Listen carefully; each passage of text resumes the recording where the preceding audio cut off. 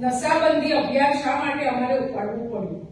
તો જન આક્રોશ યાત્રા જ્યારે લઈને આદરણીય અમિતભાઈ અને વિપક્ષ નેતા તુષારભાઈ જ્યારે ગામે ગામ બનાસકાંઠાથી લઈ અને બહુચરાજી સુધી જન આક્રોશ યાત્રા એમને જ્યારે કરી ત્યારે દરેક ગામે ગામ સૌથી વધુ પ્રશ્નો મહિલાઓના આવ્યા અને એમાંય ડ્રગ્સ અને દારૂના રવાડે ચડેલા યુવાનોના ત્રાસથી જે મહિલાઓને પરિસ્થિતિ ભોગવવી પડે છે એને લઈને મહિલાઓ ખૂબ જ પરેશાન છે.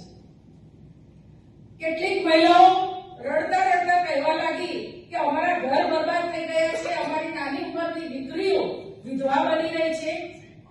કેટલાક યુવાનો જેમના માતા પિતા એમને કોલેજમાં ભણવા માટે દેવા કરી રૂપિયા ખર્ચી અને મોકલે છે એ યુવાનો પણ અત્યારે ડ્રગ્સના રવાડે ચડી ગયા છે. ડ્રગ્સ એટલું બધું ખતરનાક વ્યસન છે કે દારૂ પીને આવેલો માણસ તો લખડિયા ખાતો હોય કે એની બોલી બદલાઈ જતી હોય એટલે બધાને ખ્યાલ આવી જાય ઘરના મેમ્બર્સને. તો ડ્રગ્સ લઈને આવતો યુવાન ઘરમાં ક્યારે ડ્રગ્સ લઈને આવે છે એના માતા પિતાને ખબર નથી પડતી અને યુવાન એ રવાડે ચડી જાય છે અને એ નશામાં એટલો બધો બેહાલ થઈ જાય છે. હમણાં 1 વર્ષ પહેલા અમારી બાજુમાં સરસપુરમાં એવી ઘટના બની કે એક યુવાન ડ્રગ્સના રવાડે ચડી ગયો હતો અને એના લગ્ન હતા. સવારે જાર નીકળવાની હતી, રાત્રે દોસ્તો સાથે ડ્રગ્સ લઈને સૂઈ ગયો અને સવારે ઉઠી જ ન શક્યો. તો એ મા બાપની શું હાલત થઈ હશે?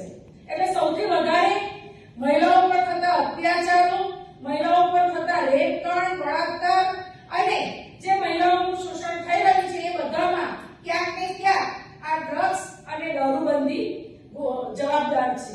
અને એના માટે આજે અમે મહિલા કોંગ્રેસ દ્વારા એ અભિયાનને આગળ લઈ જતા આવતીકાલથી હું સૌરાષ્ટ્રના પ્રવાસમાં નીકળવાની છું અને દરેક જિલ્લે મારો પ્રવાસ થશે અને ત્યાં તમામ તાલુકાની બહેનો સાથે જોડાઈ અને ગામ સુધી નશાબંધી અભિયાન મહિલા કોંગ્રેસ દ્વારા ચલાવવામાં આવશે.